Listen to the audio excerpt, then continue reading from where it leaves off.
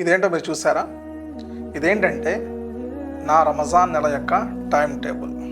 అంటే నేను ఉదయాన్నే లేచినప్పటి నుండి మళ్ళీ అదే సమయం వచ్చేంతవరకు నేనేమి చేయాలి అనేది ఇది నా యొక్క టైం టేబుల్. నేను ఇలా రాసుకున్నాను. సో ఇది మీకు చూపించడానికి గల ముఖ్యమైన కారణం ఏమిటంటే మీరు కూడా ఇలా రాసుకోండి. అప్పుడు రమజాన్ నెలలో ఒక్క నిమిషం కూడా వృధా చేయకుండా పూర్తి రమజాన్ నెలని పరిశుభ్రంగా పరిపూర్ణంగా సమయంతో మీరు గడపగలుగుతారు. అందుకని ఈ విషయాన్ని గమనించండి. ఇక్కడ చూడండి, నేను రాసుకున్నాను ఉదయాన్నే తహజ్జుద్ నమాజ్ నేను 3 గంటలకు చదవాలి అని చెప్పి. ఇది నా యొక్క ఫస్ట్ టైమింగ్.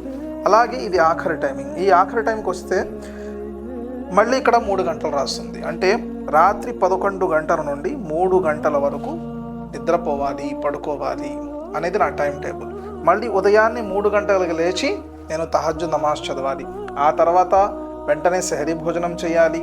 మళ్ళీ 5 గంటలకి ఫజర్ నమాజ్కి వెళ్ళాలి. ఫజర్ నమాజ్ చదివుకున్న తర్వాత 6 గంటలకు ఇంటికి రావాలి. ఆ తర్వాత ఖురాన్ చదువుకోవాలి. ఎప్పటి వరకు?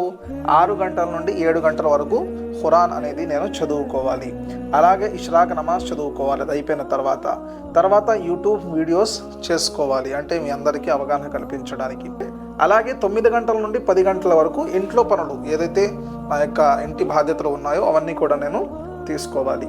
ఆ తర్వాత 10 గంటల నుండి జొహర్ నమాజ్ వరకు మన టిఐడి ఫౌండేషన్ ఏదైతే ఉందో దాని గురించి కొన్ని బాధ్యతలు ఏదైతే నాపై ఉన్నాయో, అల్హమ్దులిల్లా రంజాన్ తోహఫా ఒకటి ఉంది.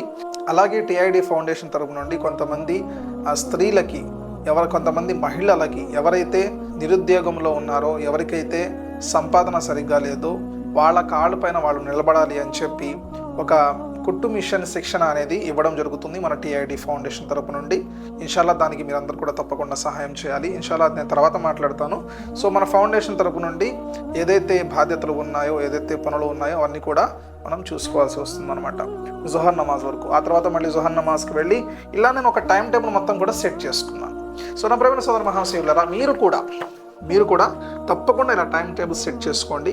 రమజాన్ నెల యొక్క పూర్తి అవగాహన పొందగలుగుతారు. ఒక్క సమయం కూడా వృధా చేయకుండా మీ సమయాన్ని సరైన మార్గంలో గడపగలుగుతారు. ఇది నా యొక్క సజెషన్ మాత్రమే. ఇన్షాల్లా మీరు కూడా చేసుకుంటే లాభం పొందుతారని చెప్పి నేను మీ అందరికీ తెలియజేస్తున్నాను. తప్పకుండా మీరు ఈ యొక్క అవకాశాన్ని వినియోగించుకోవాలని చెప్పి నేను మనస్ఫూర్తిగా ఆశిస్తున్నాను. జజాకుముల్లాహు ఖైర్. అస్సలాము అలైకుం వరహమతుల్లాహ్.